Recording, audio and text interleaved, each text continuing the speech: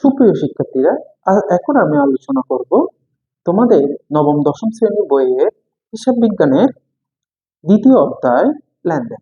অর্থাৎ এটার ইংরেজি হচ্ছে ট্রানজাকশন। প্রথমে তোমাকে বুঝতে হবে লেনদেন কাকে বলে। হিসাব বিজ্ঞান মতে কোনো পণ্য, সেবা বা নগদ অর্থ আদান প্রদান করাকে লেনদেন বলে। তাহলে লেনদেন হচ্ছে কোনো পণ্য, সেবা বা নগদ অর্থ আদান প্রদান করা। তারপর বুঝতে হবে এই লেনদেন কয় ধরনের হয়ে থাকে। সাধারণত লেনদেন হচ্ছে দুই ধরনের হয়ে থাকে।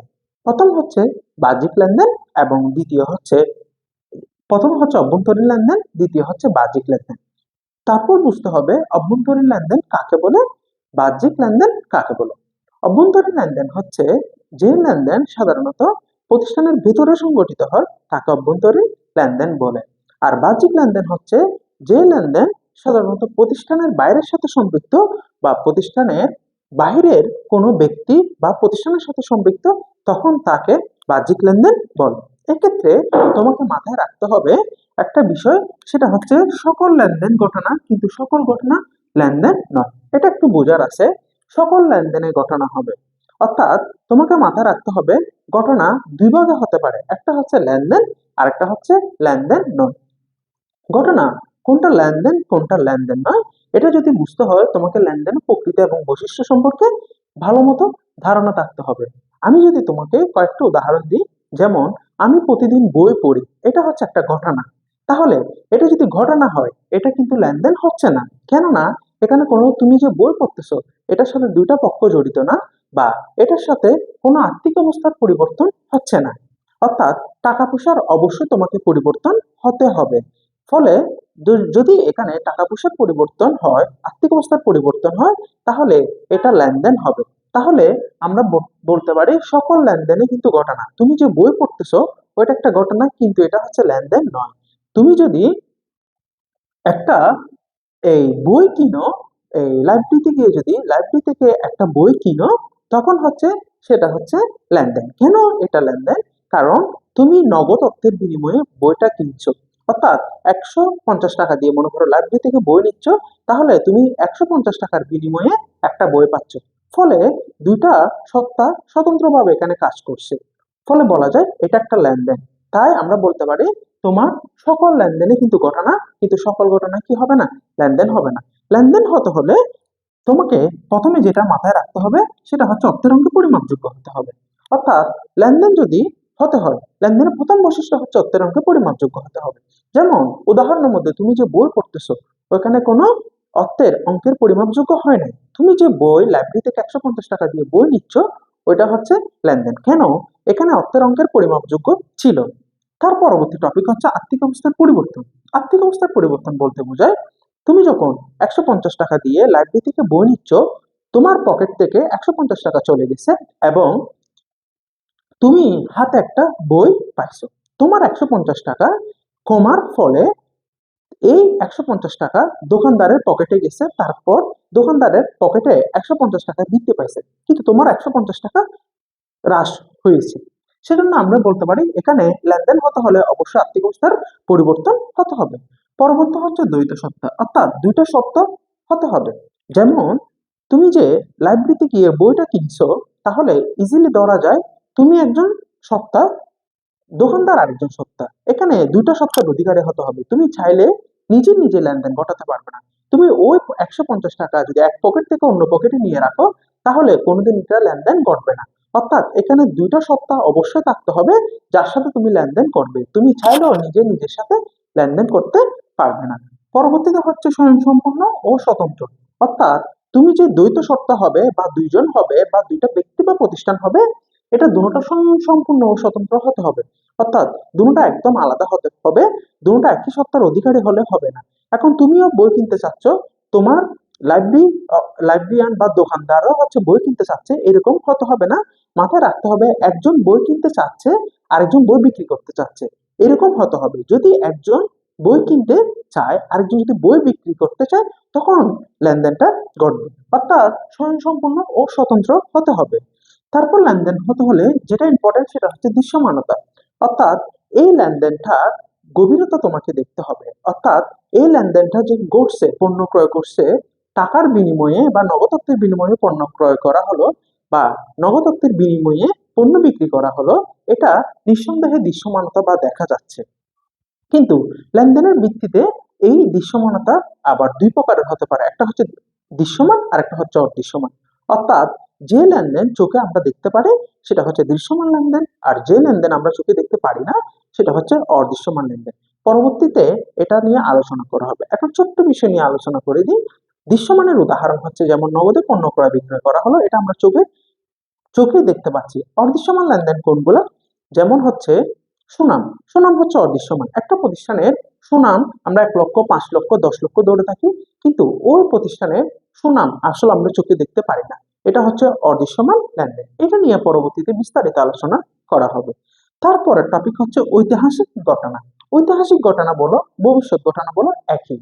অর্থাৎ দেনাদারের বাট্টা সঞ্চিতি, পাওনাদারের বাট্টা সঞ্চিতি, তারপর হচ্ছে অনাদায়ী পাওনা বাট্টা সঞ্চিতি, এমনি বাট্টা সঞ্চিতি। অর্থাৎ তুমি ভবিষ্যতের জন্য কোনো সঞ্চয় করে রাখছো, ওটা হচ্ছে ঐতিহাসিক ঘটনা বা ভবিষ্যৎ ঘটনা। সুপ্রিয় শিক্ষার্থীরা, এখন আমরা আলোচনা করব হিসাব সমীকরণ নিয়ে, যেটা হিসাব বিজ্ঞানের খুবই ইম্পর্টেন্ট একটা টার্ম। প্রথমে হচ্ছে a equals to l plus ওই, অর্থাৎ বাংলায় যদি আমি বলি সম্পদ সমান দায় যোগ মালিকানা সত্য। অর্থাৎ a equals to l plus ওই। প্রথমে দেখতে হবে a সমান আমরা বুঝি অ্যাসেট, যেটা হচ্ছে সম্পদ, আর l হচ্ছে লাইবিলিটিস, যেটা হচ্ছে দায়, আর ওই হচ্ছে ওনার্স ইকুইটি, যেটা হচ্ছে মালিকানা সত্ত্ব। অর্থাৎ a equals to l plus ওই। তারপর তোমাকে মাথায় রাখতে হবে এ ওইর মাঝে 4টা উপাদান বিদ্যমান। কয়টা উপাদান বিদ্যমান? 4টা উপাদান। এই 4টা উপাদান হচ্ছে সি প্লাস আর মাইনাস ই মাইনাস ডি। কোথায় প্লাস হচ্ছে কোথায় মাইনাস হচ্ছে এগুলা খেয়াল না করলে বা মনে না করলেও হবে, কিন্তু একটু মাথায় রাখতে হবে টেকনিকটা, কেন এটা প্লাস হচ্ছে কেন মাইনাস হচ্ছে। প্রথম সি ইকুয়ালস টু আমরা জানি ক্যাপিটাল, যেটা হচ্ছে মূলধন, আর রেভিনিউ হচ্ছে আয়। রেভিনিউ বাংলা হচ্ছে আয়, এক্সপেন্স হচ্ছে ব্যয়, আর ড্রয়িং হচ্ছে উত্তোলন। অর্থাৎ একটা প্রতিষ্ঠানে যদি ওনার সিকিউরিটির মাঝে এই 4টা উপাদান বিদ্যমান, এখানে C4 বোঝাচ্ছে হচ্ছে ক্যাপিটাল অর্থাৎ মূলধন। মূলধন একটা প্রতিষ্ঠানের মালিকানা সত্ত্বকে বৃদ্ধি করে, ওই জন্য সি প্লাস হবে। তারপর আর 4 হচ্ছে রেভিনিউ, অর্থাৎ বাংলা হচ্ছে আয়, অর্থাৎ আয় মালিকানা সত্ত্বকে, একটা প্রতিষ্ঠানের মালিকানা সত্ত্বকে বৃদ্ধি করে, ওই জন্য আর প্লাস হবে। আর ই হচ্ছে এক্সপেন্স। এই এক্সপেন্স ই দিয়ে প্রকাশ করা যায় বা ইএক্স দিয়েও প্রকাশ করা যায়। ই হচ্ছে এক্সপেন্স অর্থাৎ ব্যয়। এই ব্যয় একটা প্রতিষ্ঠানের মালিকানা সত্ত্বকে হ্রাস করে, ওই জন্য ই এক্স বা ই বা এক্সপেন্স হচ্ছে কি হবে? মাইনাস হবে। তার পরবর্তীতে আসবে ড্রয়িং। D4 হচ্ছে ড্রয়িং, অর্থাৎ বাংলা অনুবাদ হচ্ছে উত্তোলন।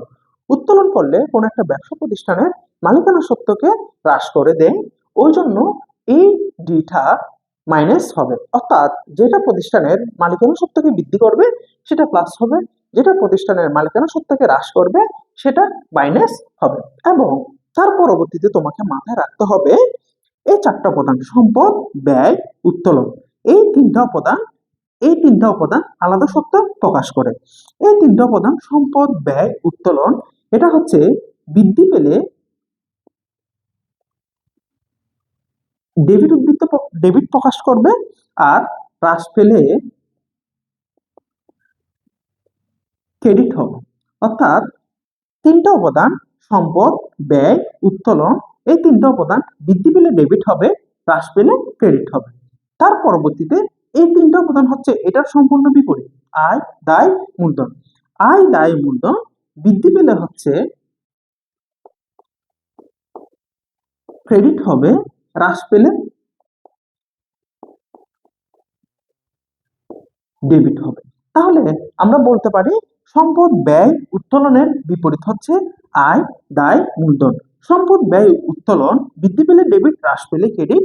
আয়, দায়, মূলধন বৃদ্ধি পেলে ক্রেডিট, হ্রাস পেলে ডেবিট।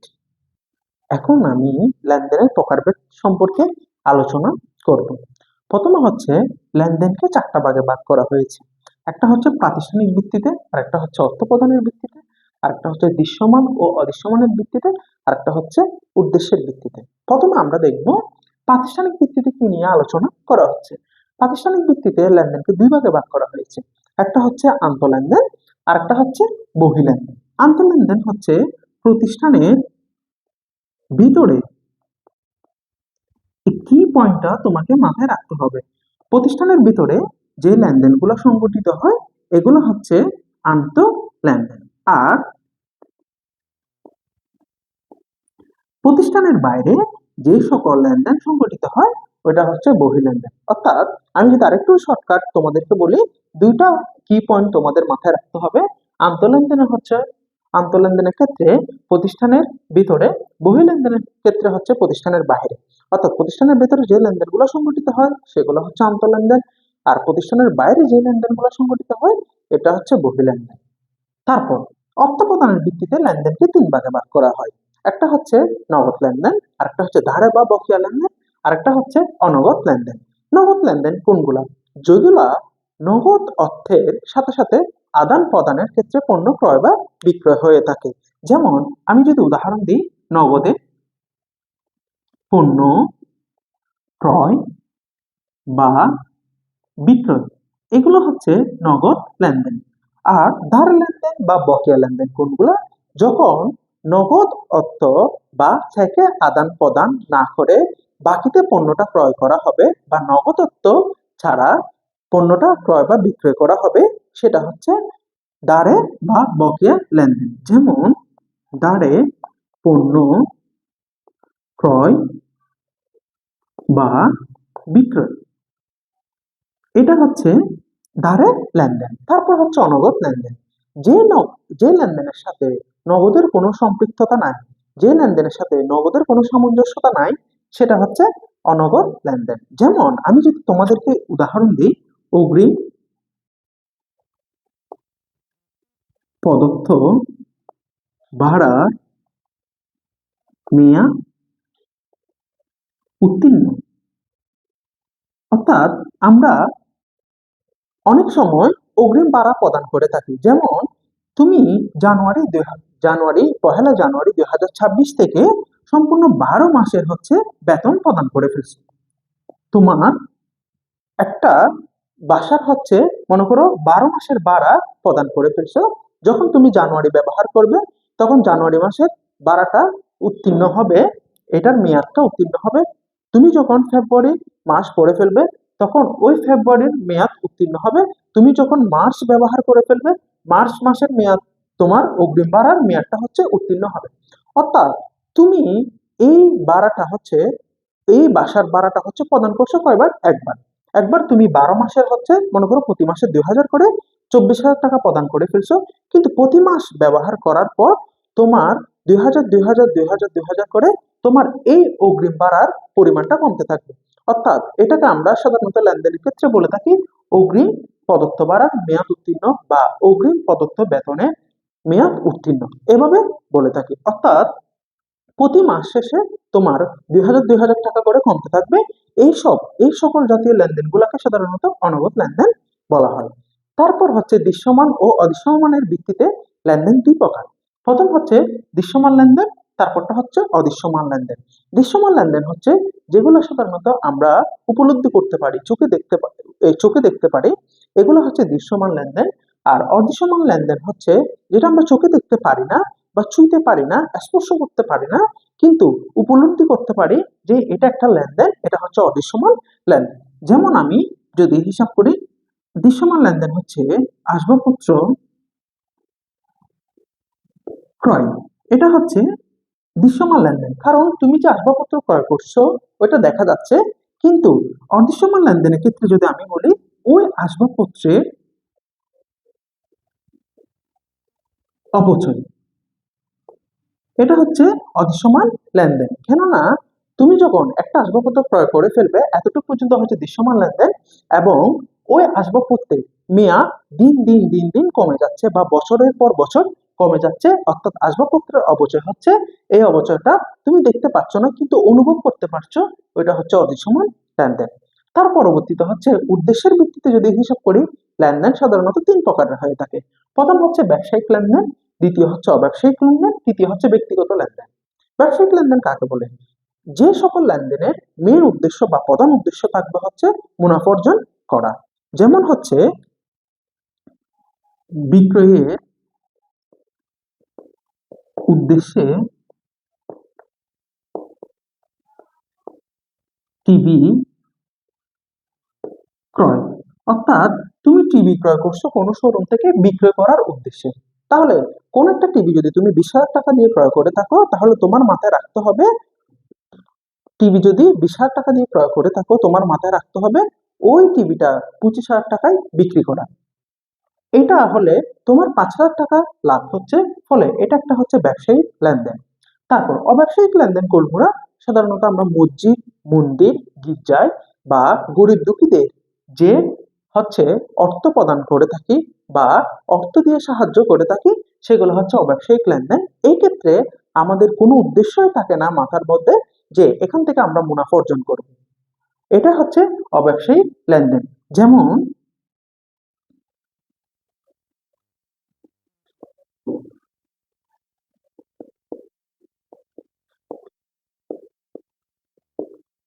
মেধাবীদের বৃত্তি প্রদান।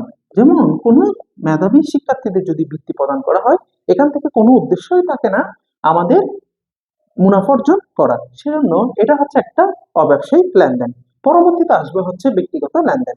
ব্যক্তিগত লেনদেন এটা একটা লেনদেন, যেমন তুমি একটা পরিবার চালানোর জন্য বা নিজের পরিস্থিতিকে সামলানোর জন্য প্রতিনিয়ত বা নিত্য প্রয়োজনীয় যেসব পণ্য সামগ্রী ক্রয় করে থাকো, এখানের ফলে এই যে ক্রয়গুলো সংগঠিত হয় সেগুলো হচ্ছে, যে লেনদেন সংগঠিত হয় তাকে ব্যক্তিগত লেনদেন বলে। যেমন আমি যদি কয়েকটা উদাহরণ দিই, চাল ক্রয়, চিনি ক্রয়, এগুলো সবগুলো হচ্ছে ব্যক্তিগত লেনদেন। অর্থাৎ নিজের প্রয়োজন সামাল সামাল দেওয়ার জন্য বা নিত্য প্রয়োজনীয় কার্যক্রম পরিস্থিতি সামলানোর জন্য যে লেনদেন সংগঠিত হয় তাকে ব্যক্তিগত লেনদেন বলে। এখন আলোচনা হচ্ছে ব্যবসায়িক লেনদেনের প্রমাণপত্র বা দলিলপত্রাদি। ব্যবসায়িক লেনদেনের প্রমাণপত্র বা দলিলপত্র কাকে বলে? ব্যবসায়িক লেনদেনে ব্যবসায়ের প্রত্যেকটি লেনদেনের সত্যতা অবশ্যই যাচাই করতে হবে। এই ব্যবসায়িক লেনদেনের সত্যতা যাচাই করার জন্য যে প্রমাণপত্র সাধারণত ব্যবহার করা হয় তাকে ব্যবসায়িক দলিলপত্র বা প্রমাণপত্র বলে। মাথায় রাখতে হবে প্রত্যেকটি ব্যবসায় লেনদেনের জন্য ব্যবসায়ের তোমার সত্যতা যাচাই করতে হবে। এই সত্যতা যাচাই করতে হলে তোমাকে অবশ্যই ব্যবসায়িক প্রমাণপত্র ব্যবহার করতে হবে। এই ব্যবসায়িক প্রমাণপত্র বা দলিলপত্র অনেক ধরনের হতে পারে। প্রথমে আসা হচ্ছে চালান। চালানের ক্ষেত্রে চালান আমরা কখন ব্যবহারকারী এটা একটু দেখতে হবে। চালান ব্যবহার করা হয় যখন ধারে পণ্য ক্রয় বা বিক্রয় করা হয়। যখন পণ্য দ্বারে ক্রয় বা বিক্রয় করা হয় তখন চালান ব্যবহার করা হয়। সাধারণত চালান কে প্রস্তুত করে থাকে? বিক্রেতা চালান প্রস্তুত করে থাকে।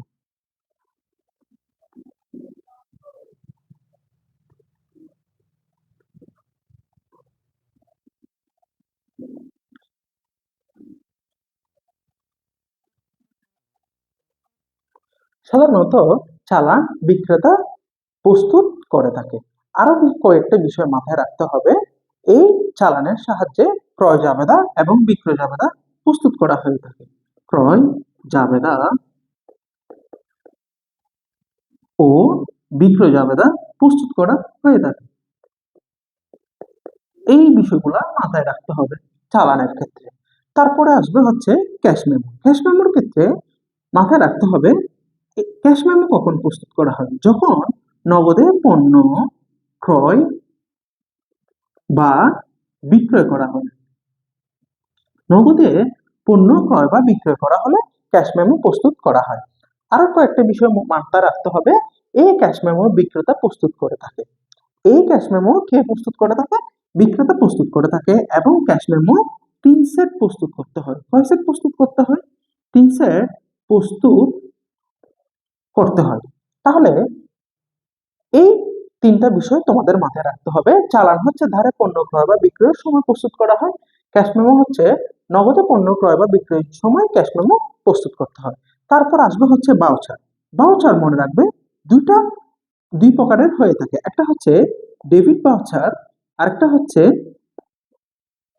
Credit voucher.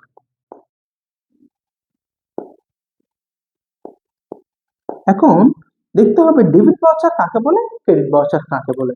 যখন পণ্য ক্রয় বা ব্যয়ের জন্য যে ভাউচার প্রস্তুত করা হয় সেটা হচ্ছে ডেবিট ভাউচার। আবার বলতেছি, যখন পণ্য ক্রয় বা কোনো ব্যয়ের জন্য যে ভাউচার প্রস্তুত করা হয় সেটা হচ্ছে ডেবিট ভাউচার। ক্রেডিট ভাউচার কোনটা? ক্রেডিট ভাউচার যদি আমি বিশ্লেষণ করি, তাহলে ক্রেডিট ভাউচার হচ্ছে যখন পণ্য বিক্রয় এবং কোনো আয় সংশ্লিষ্ট লেনদেন লিপিবদ্ধ করার জন্য যে ভাউচার প্রস্তুত করা হয় তাহলে তাকে ক্রেডিট ভাউচার বলে। সংক্ষিপ্ত করে যদি এখানে লিখি, পণ্য ক্রয় বা ব্যয়ের জন্য যে ভাউচার প্রস্তুত করা হয় তাকে ডেবিট ভাউচার বলে। এখানে যদি ক্রেডিট ভাউচার একটু উল্লেখ করি, সেটা হচ্ছে পণ্য বিক্রয় বা আয়ের জন্য যে ভাউচার প্রস্তুত করা হয় তাকে ক্রেডিট ভাউচার বলে। এগুলার চালানের আলাদা কিছু নোট আছে, ক্যাশ মেমোর আলাদা নোট আছে, ভাউচারের দুইটা নোট আছে, একটা হচ্ছে ডেবিট ভাউচারের নোট আর একটা হচ্ছে ক্রেডিট ভাউচারের নোট। এই ভাউচারের নোটগুলো তোমাকে পরীক্ষার দিতে যাওয়ার আগে এই নোটগুলা দেখে যেতে হবে কোথায় কি হচ্ছে কোথায় কি হচ্ছে না। এগুলো বইয়ে সুন্দর করে দেওয়া আছে। তারপর মাথায় রাখতে হবে নোট। নোটও সাধারণত দুই প্রকারের হয়ে থাকে। একটা হচ্ছে ডেবিট নোট, আরেকটা হচ্ছে ক্রেডিট নোট। এখন আমরা যাব ডেবিট নোট কাকে বলে, ক্রেডিট নোট কাকে বলে। ডেবিট নোট হচ্ছে যে নোট সাধারণত ধারে ক্রয়কৃত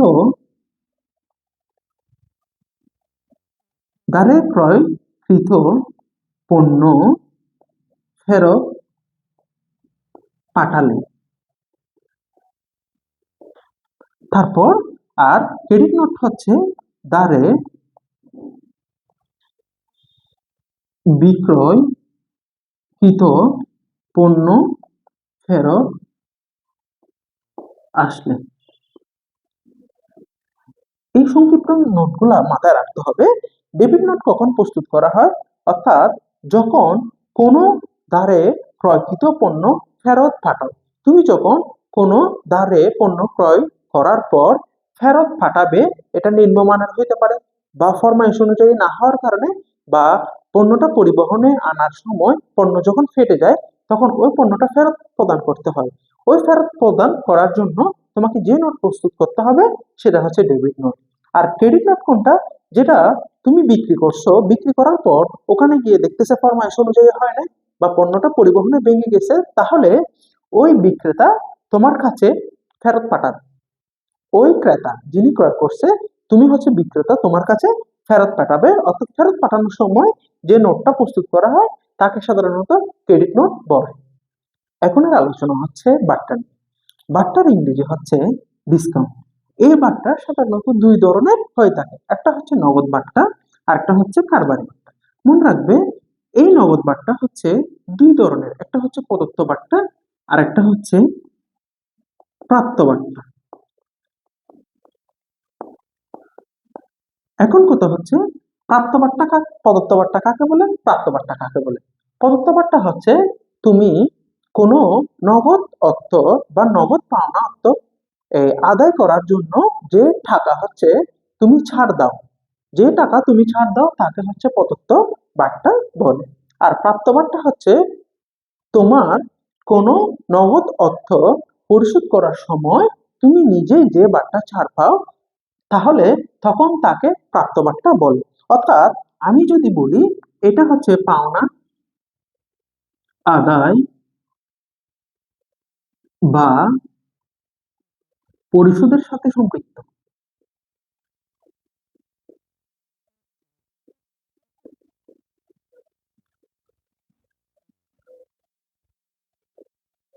অর্থাৎ তুমি যখন পাওনা আদায় বা পরিশোধ করতে যাবে, যখন বাট্টা ছাড় নিজে পাবে তখন হচ্ছে প্রদত্ত বাট্টা, তুমি যখন ছাড় অন্যকে দিবে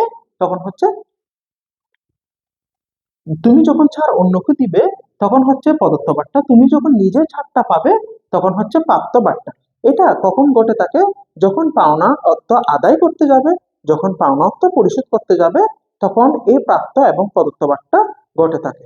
তার পরবর্তীতে আসবে হচ্ছে কারবারি বাট্টা। কারবারি বাট্টাও দুই প্রকারের হয়ে থাকে, একটা হচ্ছে ক্রয় বাট্টা, আরেকটা হচ্ছে বিক্রয় বাট্টা।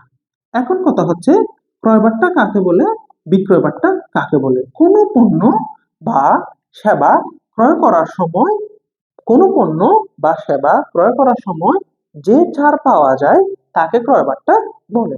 আর বিক্রয় বাট্টা হচ্ছে কোনো পণ্য বিক্রি করার জন্য তুমি নিজে যে বাট্টাটা দিবে বা যে ছাড়টা দিবে সেটা হচ্ছে বিক্রয় বাট্টা। যেমন আরেকটু যদি বিস্তারিত আলোচনা করি, এই ক্রয় বাট্টা বা বিক্রয় বাট্টা হচ্ছে পণ্য বা সেবা ক্রয় বিক্রয়ের সাথে সম্পৃক্ত। অর্থাৎ এখানে পাওনা আদায় বা পরিশোধের সাথে হচ্ছে সম্পৃক্ত নগদ বাট্টা, প্রদত্ত বাট্টা আর প্রাপ্ত বাট্টা। আর কারবারি বাট্টা হচ্ছে পণ্য বা সেবা ক্রয় বিক্রয়ের সাথে সম্পৃক্ত। তুমি যখন পণ্য ক্রয় করতে যাবে যে ছাড়টা পাবে সেটা হচ্ছে ক্রয় বাট্টা, আর তুমি যখন পণ্য বিক্রয় করতে যাবে তোমাকে যে ছাড়টা দিতে হবে সেটা হচ্ছে বিক্রয় বাট্টা। আর একটা কয়েকটা বিষয় তোমাকে মাথায় রাখতে হতে পারে, যেমন এই কারবারি বাট্টা শুধুমাত্র হিসাব করে অর্থ বাদ দিতে হবে। অর্থাৎ এই কারবারি বাট্টার ক্ষেত্রে মনে করো 10% বাট্টায় ক্রয়, পণ্য ক্রয় হচ্ছে 10,000 টাকা। তুমি 10% বাট্টায় যখন একটা পণ্য ক্রয় করছো 10,000 টাকায়, তখন ওই 10,000 টাকা 10% হচ্ছে 1,000 টাকা। তাহলে তোমাকে ওই 1,000 টাকা বাদ দিয়ে 9,000 টাকা লিখতে হবে। ক্রয় হিসাব ডেবিট, নগদান হিসাব ক্রেডিট, 9,000 ডেবিটে 9,000 ক্রেডিটে। তাহলে তুমি হিসাব করে নগদ অর্থটা বাদ দিতে পারছো, কিন্তু এটার কোনো আলাদা হিসাব আসবে না। এক্ষেত্রে নগদ বাট্টা একটু বিপরীত। সেহেতু তোমাকে মাথায় রাখতে হবে হিসাব করে আলাদা হিসাব মানতে হবে।